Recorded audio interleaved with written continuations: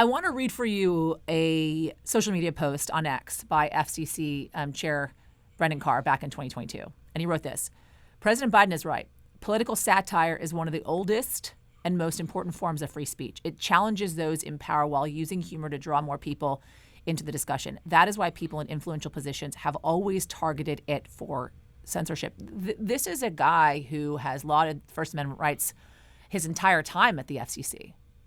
What do you make of that social media post? I would say, just pulling back a little bit from the law to think about the importance of free speech in a democracy, what defines the opposite of the First Amendment in other countries are dictators who are able to shut down their critics. Now, are we approaching something like that? That's the factual inquiry. And there's no question that even if it's satire, even if it's mockery, it's protected. One of the problems, of course, with the current administration is that it preaches free speech. It claims to respect Charlie Kirk because of free speech, and yet in threatening the opposition, as Trump has, and threatening to say that, for instance, as Pam Bondi did, that there's a theory of hate speech that they're going to use to shut down the Democratic Party or radical leftists. We don't have a hate speech doctrine of that kind in this country. Even the most extreme forms of speech are protected under the First Amendment. And so I'll give examples of things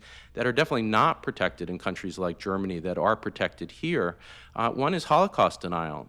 The evil of the Holocaust is unquestionable, but under the First Amendment, you do have a right to deny it. And the same is true of the Ku Klux Klan rallying on a field. The court has been very clear that even cross-burning, as vile as it is protected.